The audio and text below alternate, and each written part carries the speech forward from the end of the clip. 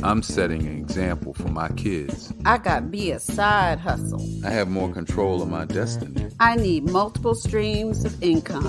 It's hard work, but I'm working for me. A job is cool, but I need more. It's all about being self-employed. You're tuned into the world of Self-Employed and Rising with Art Taylor, where we bring you the amazing stories of people who are challenging the odds and following their dreams of self-employment. Learn from their successes and be inspired. Hear creative ideas for your business and find tips to take your hustle to another level.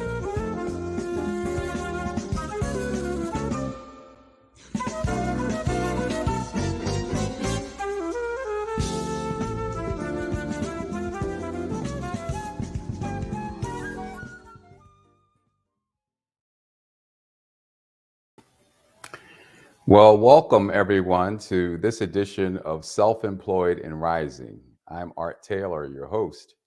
And today we're going to talk about video production and communications, which are essential elements in today's world for any business owner. Yet we recall years ago when, in order to get your business promoted, you had to have a great radio spot and you had to have publicity with a TV network or a local TV network. All that is still available and true. But we also know there are hundreds of other ways of getting your word out and to get your brand out in front of your customers and stakeholders. Well, today we're going to talk with my good friend, Thad Housley, about how you can use video, audio, and other forms of media to help project your image and to get your business noticed. Thad, welcome to Self-Employed and Rising. How are you doing, Art? Nice to see you again. Well, Thad and I have worked together over a number of years, and I can tell you he is a great professional. And we've probably done what, Thad? Maybe 1,000 hours or more of Now that we've added podcasting during the last year and a half, we're definitely in the hundreds of hours of finished product. Since 2015. And when you think of some of the prep time and other things, we've spent a lot of time together. Yep. And what we've found out, I think, is that video can be an extremely important component to an executive's or a business's communication strategy. But, a lot of times people think it has to be very expensive in order to produce high quality work. And that I think what you can do today is help some of our listeners appreciate what they can do with limited resources in today's environment with today's tools to really get the most out of their video and audio products. So Thad, first of all, I want to just talk a bit about you because you're a business owner too. And I want our listeners and viewers to get the benefit of some of your business experiences as well.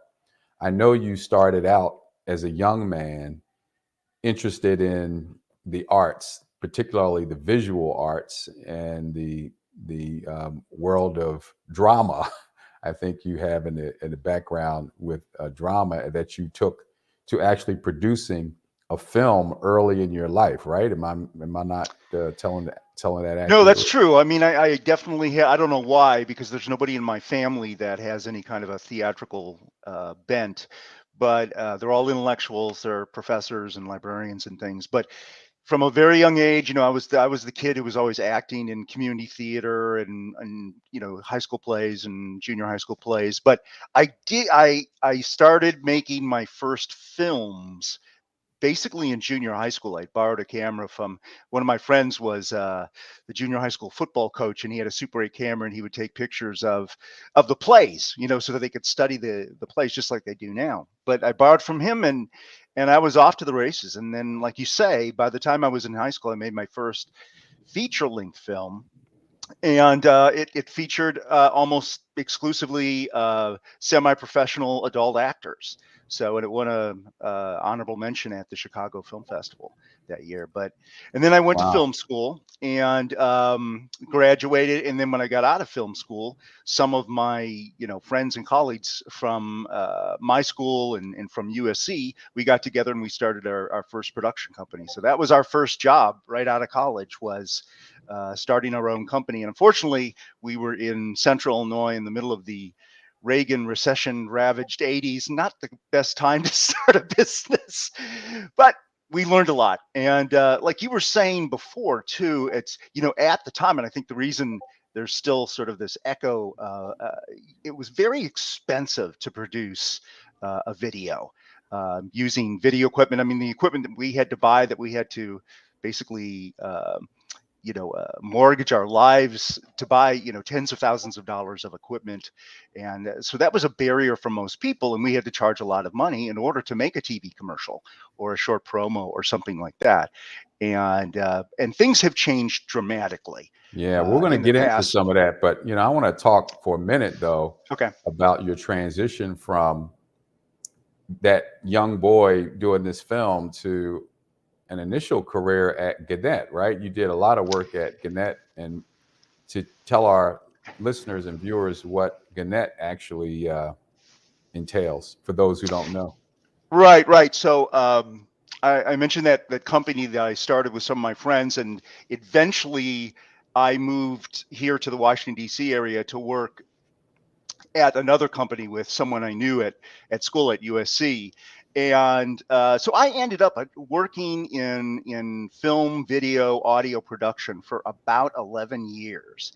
And then got the bug at the time of the mid 80s, 1996 Telecommunications Act, which really deregulated the internet. I got bit by that bug. I said, you know what? This video stuff is great, but I'm going with the internet, baby. Come on.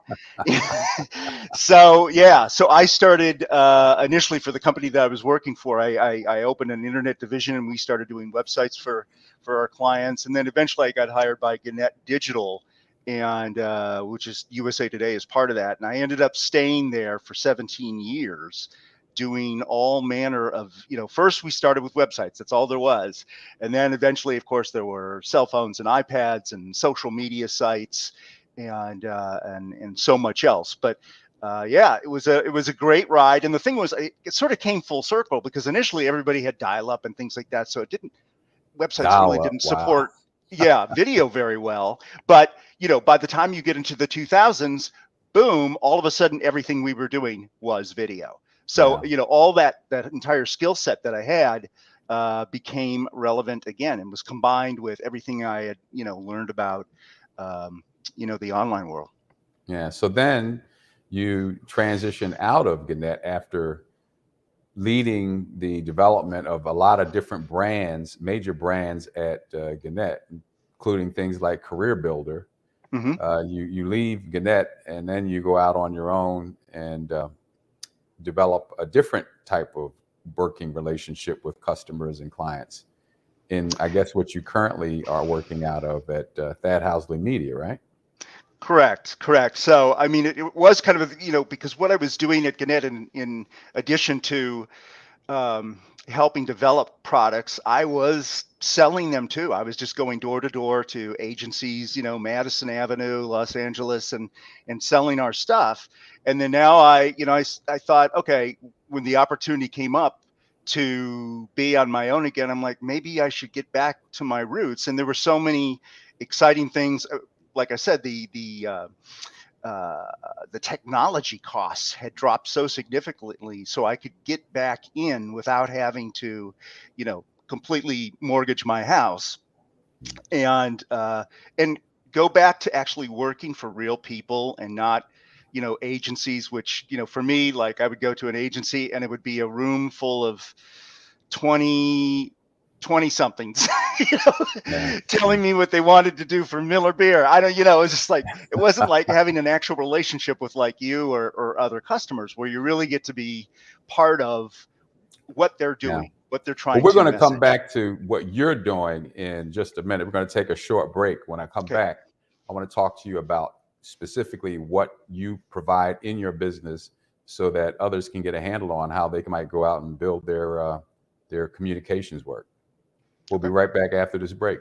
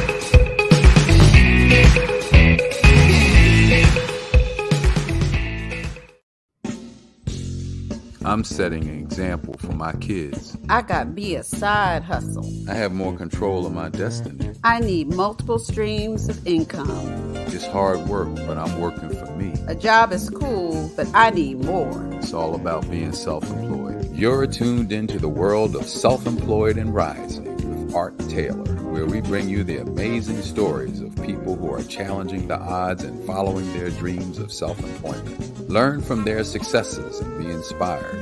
Hear creative ideas for your business and find tips to take your hustle to another level.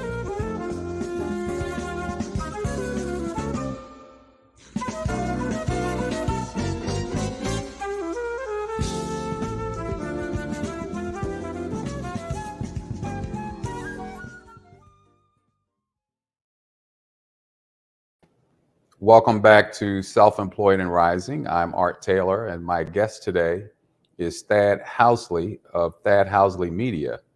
And we're having a conversation with Thad about his work and what he does to help businesses and organizations prosper by promoting themselves with video.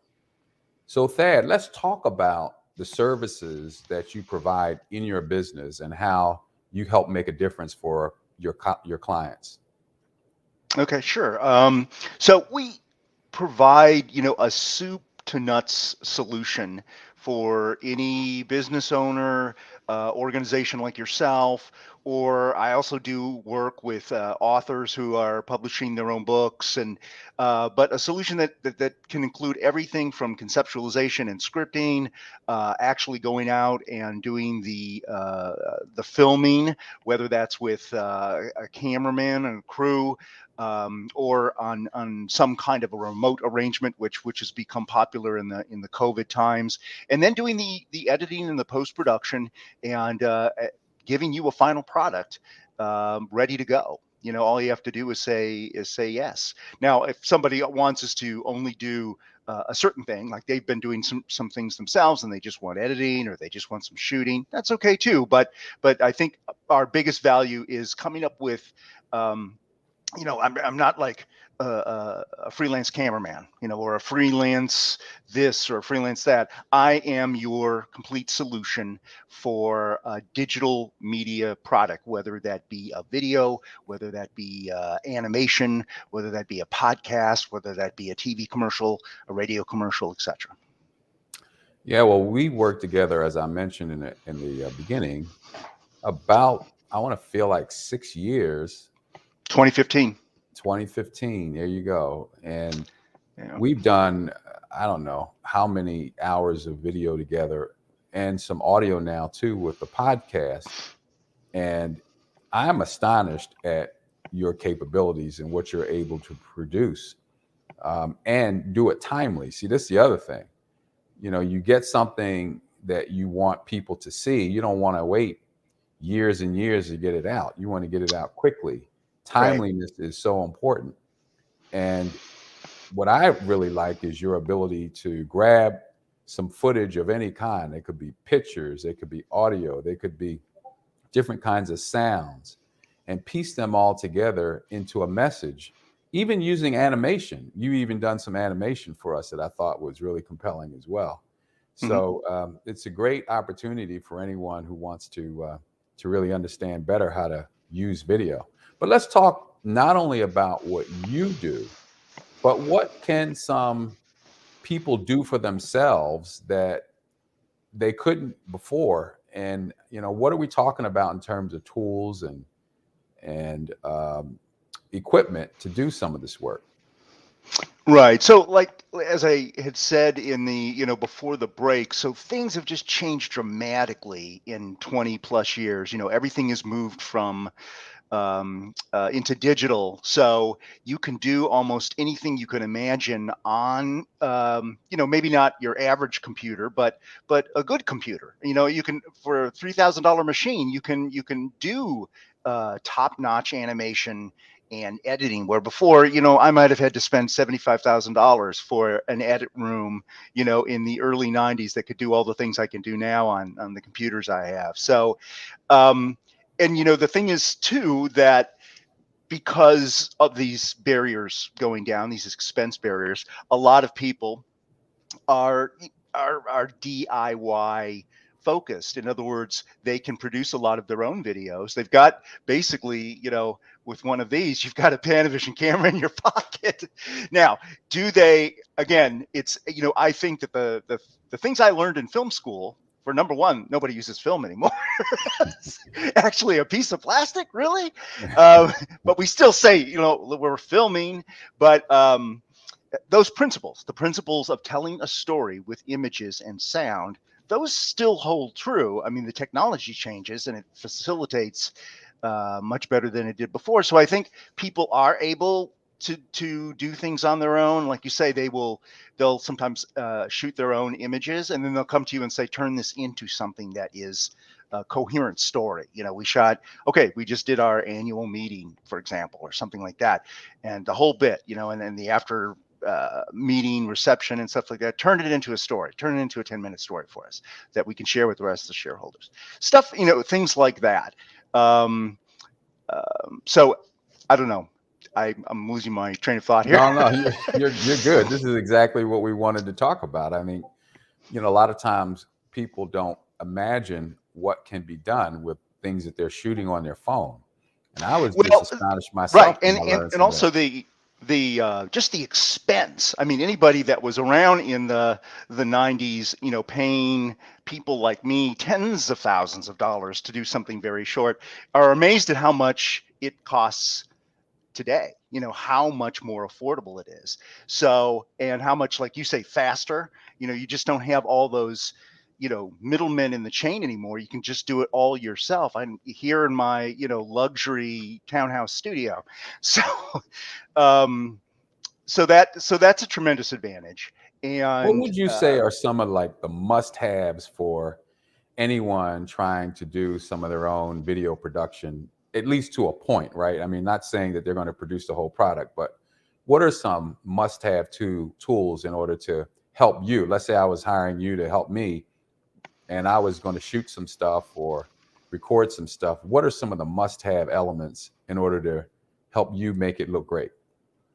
well, and when you're talking about acquiring media, like you're saying, it could come from anywhere. You might actually have a camera crew and shoot things yourself. You could do it with a cell phone anymore or a decent camera. You can buy stock footage. You can make an entire thing. The stock footage libraries are amazing. And you can create something. You didn't have to shoot a second of film yourself, and you can make it look like you were in the jungles of the Amazon or something. So there's acquisition, but from the standpoint of really, it really does come down to some kind of a computer, either a laptop or a desktop model. But the important thing is to have a very, very fast processor and a very, very good graphics card. So the same kind of a graphics card that you would use for extremely advanced gaming, for example, would be the kind of stuff that that you would use. And the tools, the tool sets from the software standpoint, whether they're for editing or animation or recording in a remote setting like this, are relatively attainable. I mean, it's not like they're not tens of $1,000s like they used to be. They're usually subscription services. So even they're within the grasp of a regular person. Now you have to learn to use the tools, and there's just a dizzying number, and I don't want to plug any particular company, but they're attainable by anyone, and it's not like you have to be you don't have to go out and get a film degree like I did, where half of what we were learning was just how to use the clunky old-fashioned technology. Because Mm. now the average fifth grader can edit a video that they've shot with their phone. I see this kind of stuff all the time. Now that doesn't mean that they might not give me that same anniversary video that they shot themselves, and they said, hey, can you pump this thing up for us, or let's add some things and make it really, really special. But still, yeah, so it's attainable by anybody that's got even just average computer skills. Well, I mean, there's still a few people out there. right now we're all on video anyway. I mean, we're Exactly. using Zoom for work, we're using Zoom for family gatherings and connections with friends, all sorts of things. Zoom is, I shouldn't use Zoom, but there are other platforms too, obviously, not just Zoom. Right. But Right. we're all using video. We're all using live video now. We And are. like it And or I not, mean, we're becoming hopefully more comfortable using these tools. And what we really want is now to begin making the most of them. In my case, I was not too familiar with doing it myself, and we started using Zoom. And then I realized, I wonder what I could do to make it a better experience. And I kind of upgraded the equipment and focused a little bit more on the sound when we did the podcast. And I think that's going to be a lot of people's journeys. You start out with one thing, and then you get sort of fixated on making it better, and you then begin researching different kinds of equipment. Next thing you know, you've upgraded and you're looking better, you're feeling better about what you're doing, and maybe you're being received better from your constituents or people who are watching it. But one of the things, Thad, that you and I talk a lot about is how do we got to focus on the people on the other end of this, right? We want to make sure that their experience is worth listening to. And I just think that's a big tip for people who are trying to produce some of their own stuff. Well, listen, um, we're going to take another short break. And when we come back, I want to talk about maybe some of the projects that you've worked on and how you felt they've gone, and maybe some of the follies that you've seen over the course of years, and how we can teach people to get over their mistakes when it comes to this, because it's all about learning. We'll be right back after this break. Okay.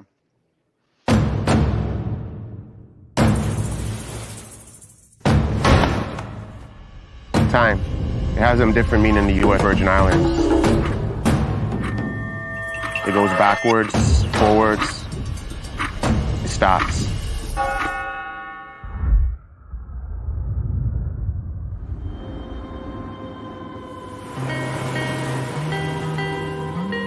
St. Croix is rooted in history. So much of it still remains untouched.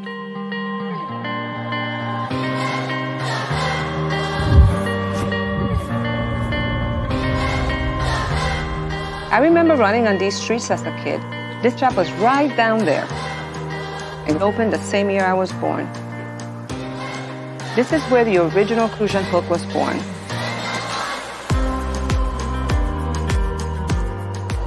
It's the symbol of these islands. And I wanted to have my hands in that very same history. I want to be able to pass it down to my family while still putting a new spin on it. The U.S. Virgin Islands, we have an amazing culture that developed over time from all over the world.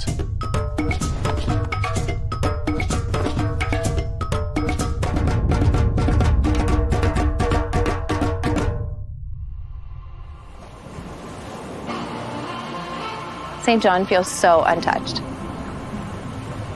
Being underwater is like another world. There's no worries, there's no stress. I can just escape. This is my happy place. My passion for scuba diving came at just being fascinated with the water and wanting to be a mermaid. And this is the closest thing I can get to achieving mermaid status.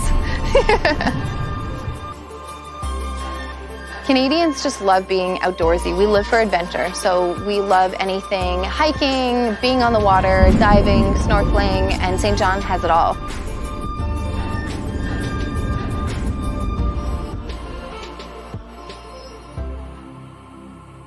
It's like some spirit is protecting the island and keeping them raw.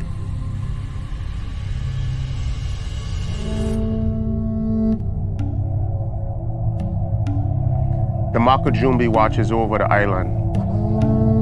From up there, they keep the evil spirits away.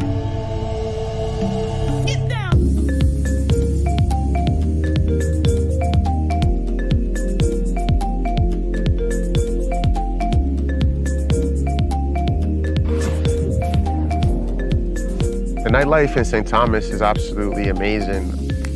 There's always something going on. Everyone comes together to dance and catch a vibe. We're always celebrating. We celebrate freedom, culture, the food, the smell, the music. It's always a celebration. The people here are probably the most priceless thing because they keep the culture going. There's so many different influences on these islands. Food from all kind of countries coming together in new dishes. All of us came from somewhere, but all that we call this home. The VI is a new melting pot. This is where the past and the future comes together.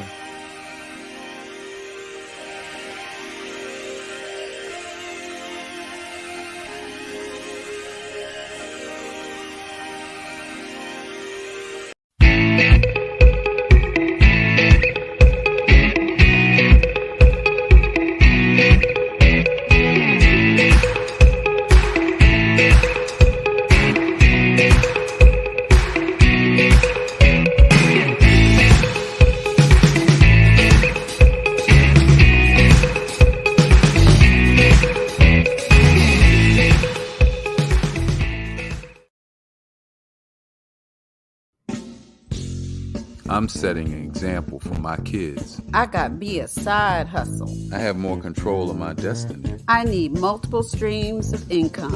It's hard work, but I'm working for me. A job is cool, but I need more. It's all about being self-employed. You're tuned into the world of Self-Employed and Rising with Art Taylor, where we bring you the amazing stories of people who are challenging the odds and following their dreams of self-employment. Learn from their successes and be inspired. Hear creative ideas for your business and find tips to take your hustle to another level.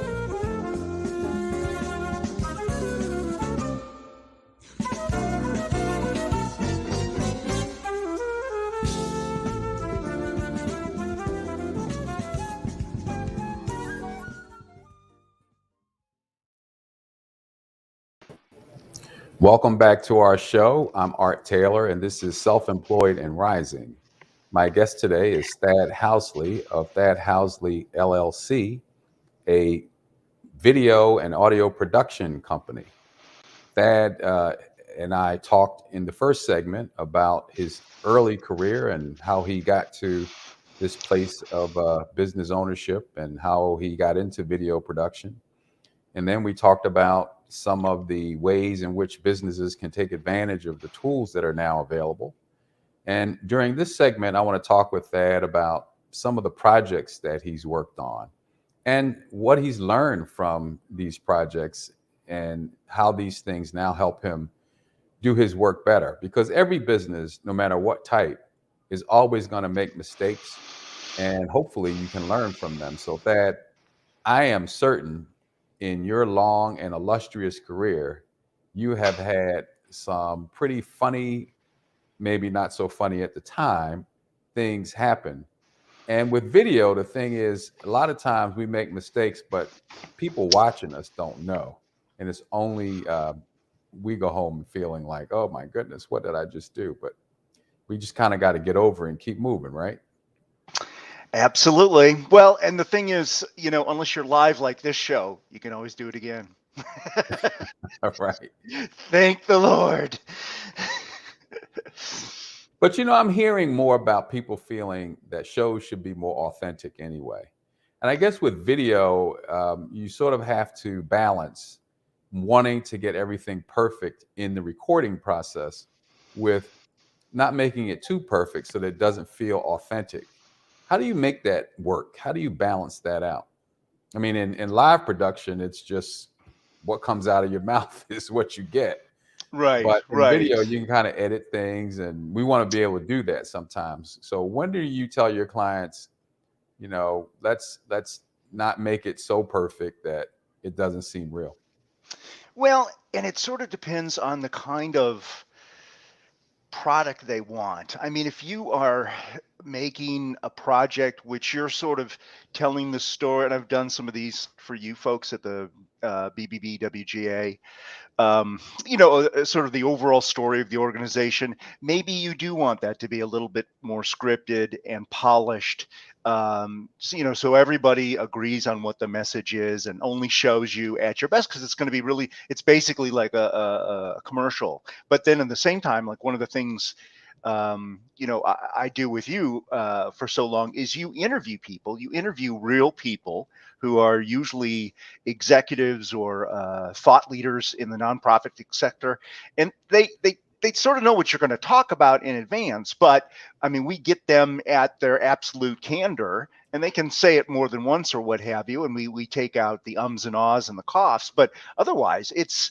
that is a more authentic experience than some of the more polished scripted things. Both are fine. They're just sort of, what is the purpose of this? And then, of course, with your podcast, which is usually 40 minutes or so long, then you really have a chance to delve into somebody's background and their motivations and their influences, to a great degree. So that is pretty authentic, even though, we'll take the pains to take out all the little, the ums and ahs, the things that nobody really wants to hear, but all the authentic content is still there. We don't, make them sound like something they're not. So Yeah, well, I think that's cool. I call it respecting the listener, especially with the podcast. By the way, Thanks for plugging it. It's called the Heart of Giving podcast. And during that podcast, we interview people who are doing amazing things in the charity space to make our world a better place. And you are definitely going to be inspired by listening to any of those episodes. You can find them on all major podcast platforms. All right, so back to the work now. And Patreon. Don't forget Patreon. Don't forget Patreon, right, where we can get support for it. Yep. But Thad, what I wanted to really point out is that, we as performers during these things, we want to focus on what our audience is hearing and experiencing. And in a podcast, sound is everything. So we really want to try to work to get the sound right, to try to eliminate as much of the ambient noise and to take out echo and so forth, and make sure that we're really reaching people's earbuds.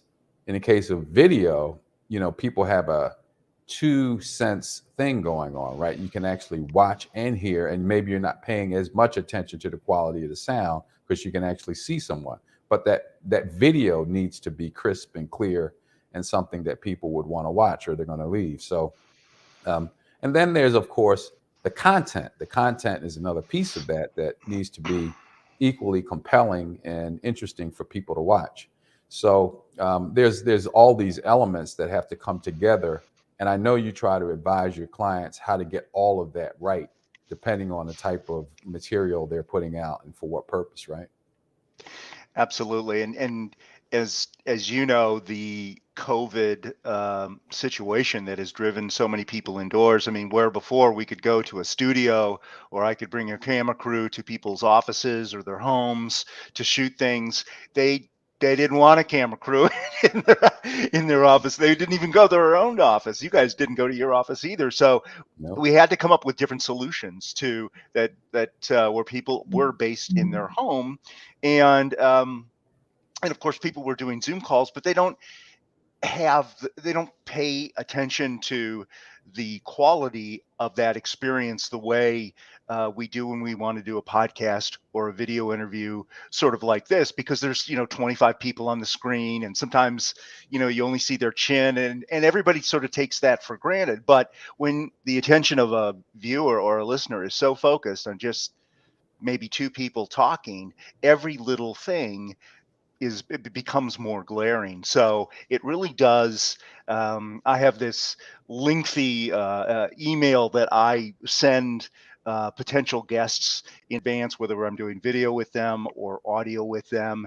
I have a video that I send them so they can watch, and with tips too. And then I always ask everybody for a test that we can actually sit down. And I think this is it's I found it to be indispensable, because when you actually have an appointment with somebody, you sit there and do it. Usually you don't have a lot of time to troubleshoot. It's usually, especially with a podcast like yours, where it's a busy executive, they're just like, okay, well, I'm not going to sit here for an hour and mess around with this microphone. So that's why it's good to do a test. And it doesn't even have to be a test with the individual you're interviewing, as long as you're using the same equipment and the same location.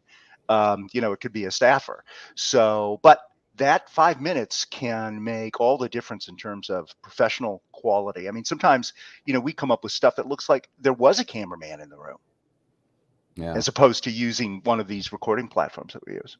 No, and that's the objective. And I think the important point, though, is that different audiences will accept different quality of production. So you need to think about, well, who's your audience? And right, if this is something that is going to be on Facebook or social media, it may not be as critical as if it's going to live on your website forever and ever. And you really want to make sure that looks good when people come to your website. So right, you gotta think about, and the length of it, right? And podcasting, for a few seconds, then that's one thing. But if they got to sit there for 30 minutes, it's something else. Right. No, exactly. But and also podcasting is a bit more Wild Westy than video is. It's still not probably hit the level of expectation of quality. It's almost like early cable TV. You didn't care if you could see a light stand in the shot. So people will do sometimes, they'll bring me stuff they've recorded, like on a cell phone in a moving car, and you're like, dude, seriously? And even major brands like a NBC Sports or something will do, they'll just take whatever they can get. They don't care if it's a locker room and people are screaming obscenities in the bathroom and whatever. So so that you can get away with that. I like the fact that in our podcast, I think the quality levels are so high, it immediately, even if you listen to a lot of different podcasts, it immediately says, okay, well, these guys, if they care this much about how it sounds, I bet they care about the content too. Well, let's come back in just a minute and talk about what the average person can do to really make their stuff sing. Okay, we're going to take a break and we'll be right back. Okay.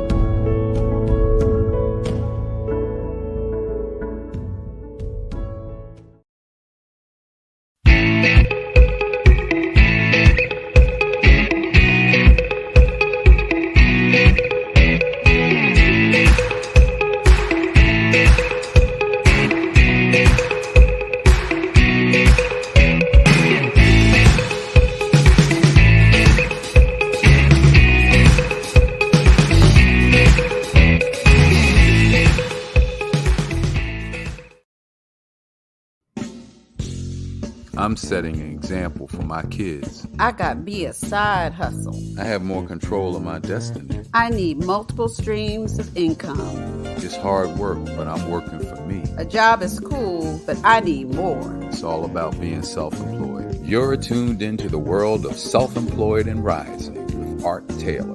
where we bring you the amazing stories of people who are challenging the odds and following their dreams of self-employment. Learn from their successes and be inspired. Hear creative ideas for your business and find tips to take your hustle to another level.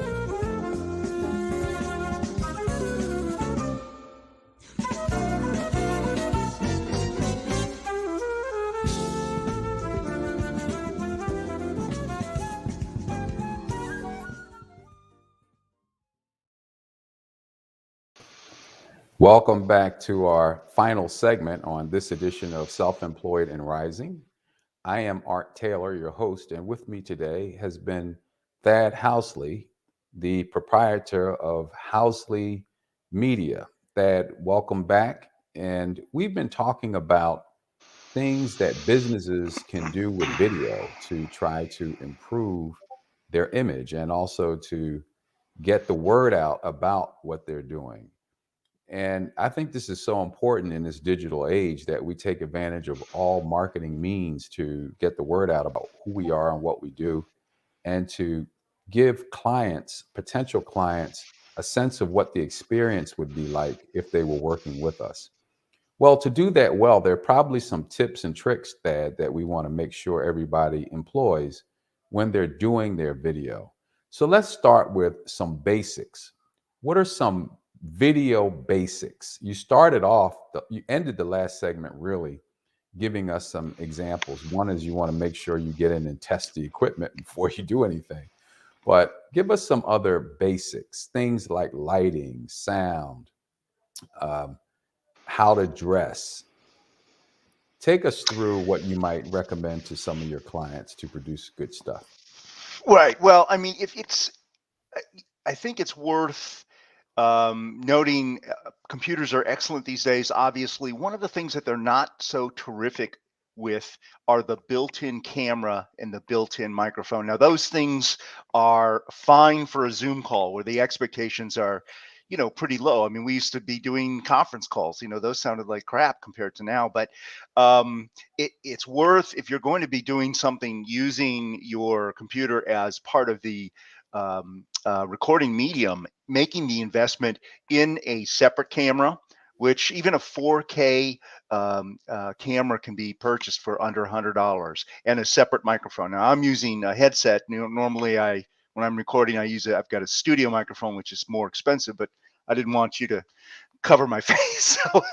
But yeah, so I think making those modest investments, if you're going to be doing interviews like this of people that are part of an interest to your organization or your business, that can be a big help.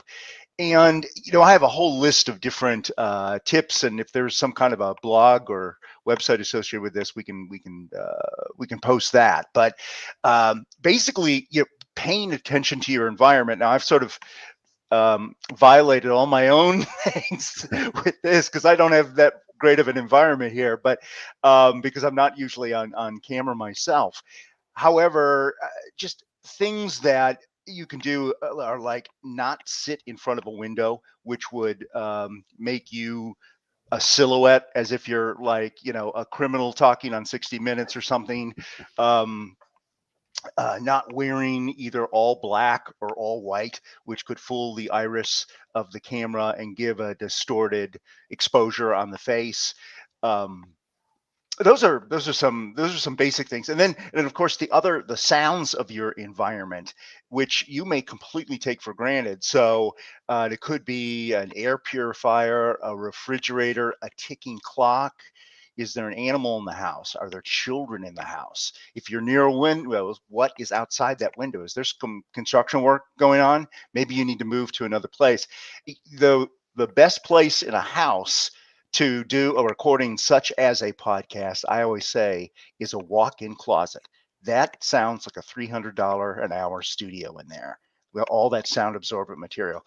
Second place would be a bedroom. A bed, because of the bed and all the cushions and things. Sound absorbency. If you're in a room with cathedral ceilings and wood floors or masoned floors or what have you, I mean, you're going to sound like you're in a cave. that might be a great place to have your living room just to live there, but it's not a great place to do a video. Yeah, well, that's really important information because most people aren't thinking about that. They're just thinking, No, I'm gonna get the shot and I'm just right. gonna, go with it.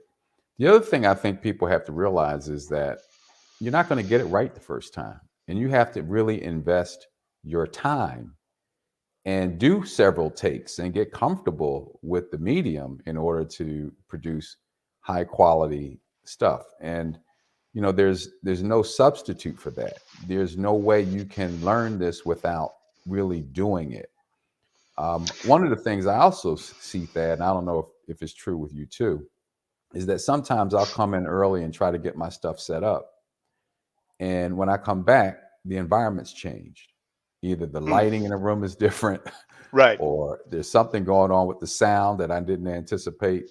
Hmm. And so, sometimes you have to check it several times and still it's not going to come out quite like you want it. And you just have to work with that. You just have to work with what you have. When you're talking about locations like we're doing now with where we are in our own homes or offices, yeah, you got to be ready to roll with the punches. I mean, you and I have taped people where the person was on the other side, a remote location in New York City, and we're talking to them, but there's a subway underneath their office. It seemed like perfect, and then all of a sudden a subway comes through Right. right in the middle. Of course, they're saying their most profound statement at that exact moment, and you're like, holy moly! I mean, there's just like almost anything can happen. Um, and we've dealt with dogs, and we've dealt with babies, and just things just come out of the blue.